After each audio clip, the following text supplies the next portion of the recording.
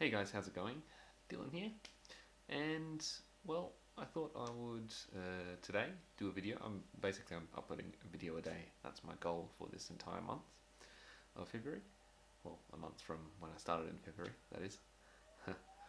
So today we are number one, not saying the word this time. Basically, I am going to be doing a few videos going through my current Blu-ray collection. I know who has physical media in 2017. Well, people who want the best quality and something physical to actually collect with good artwork, things like that. So without further ado, here's my collection.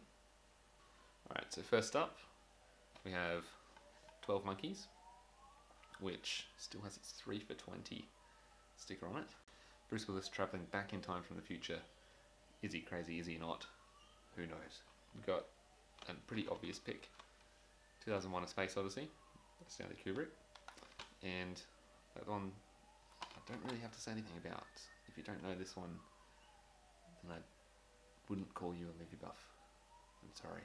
Next is apparently snuck into my movie collection, 24, Season 8, which I know, 24 is not the best example of television, but I have a soft spot for it. It's like my guilty pleasure, and it's the same every season basically, same structure. There's 3 levels.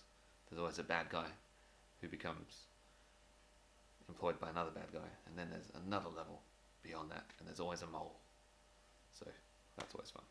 Next up is Alien. I'm a massive Alien fan, obviously.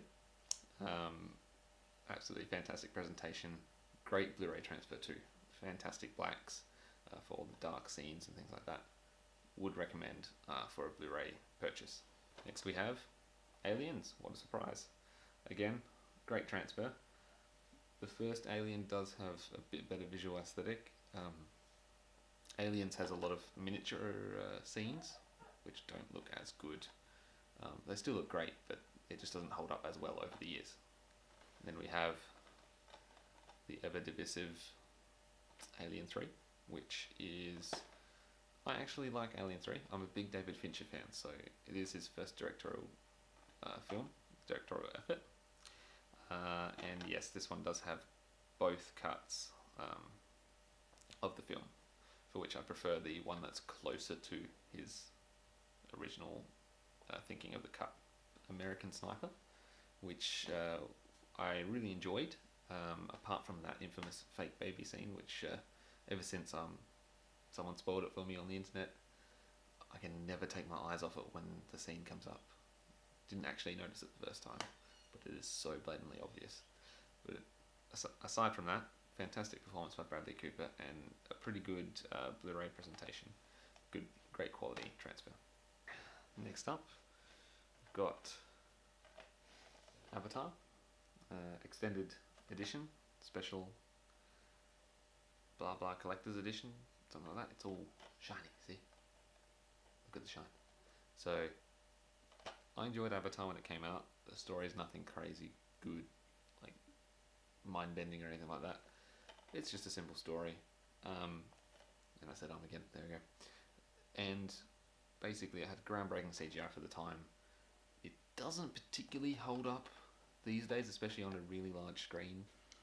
Next up, got a pretty cool looking steelbook for Batman v Superman, Dawn of Justice Extended Edition.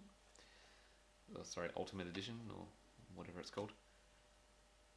This film has an actual, I know I've said it a few times already, but a fantastic Blu-ray presentation.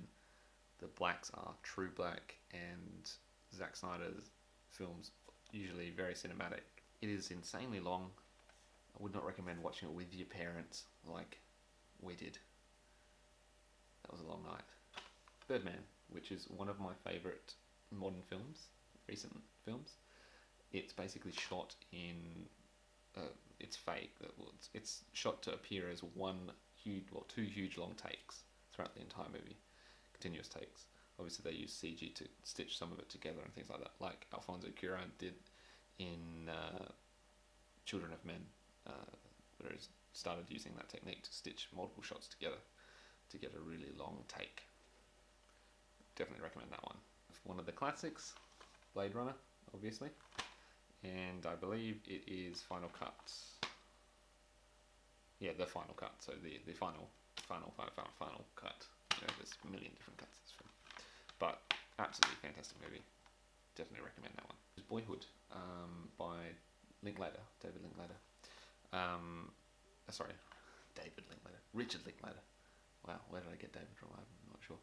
Anyway, shot over multiple years. Like the actors basically grew with the film, so over like 10 or 12 years, something like that, and it really adds an air of authenticity to the entire story. Really interesting and strange to watch, but I definitely recommend watching it at least once just to see what it's like, because it's definitely not a standard type of film. Alright, next up we have Captain America Civil War, which it lacks a little bit in the story department in my opinion. Tries to do too much at the same time in that small movie space, but myself and my wife are big Marvel fans, like comic book fans, and definitely pretty good movie. Needed to have it in my collection. After that we have Chappie, which is a pretty awesome movie. Probably one of my favourites. I like this one a lot better than Elysium. Elysium kind of got a little bit lost in the story, so this one here, definitely a good one.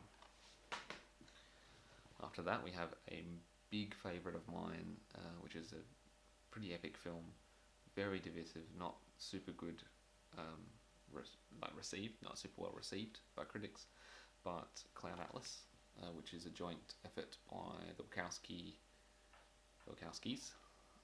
and also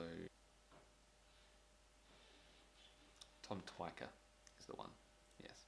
Next up, second to the last one in this video, we've got Crouching Tiger, Hidden Dragon, which is one of my favourite movies of all time, and it's just absolutely fantastically shot.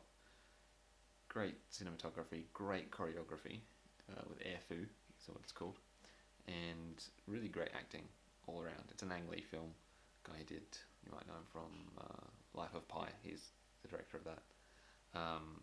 Absolutely fantastic choice.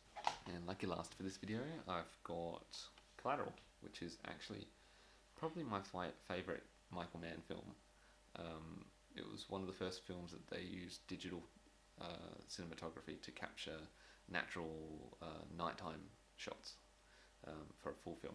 So everything in the film's shot with actual lighting, like not studio lighting, and in LA I believe, and it looks absolutely stunning. It even holds up pretty well in a 1080p Blu-ray release, considering it was one of the first, during the first or second wave of digital cameras in cinema, shot with a Phantom F100, 1000 or something like that. I'm probably getting the model number absolutely terribly wrong. But Tom Cruise, Jamie Foxx, and this one I can rewatch over and over again. Has a great soundtrack, some of it provided by Audioslave. People are going to kill me for getting those mixed up. But yeah, absolutely great choice. And I think I'll leave it there for this video. Next, onto the D's.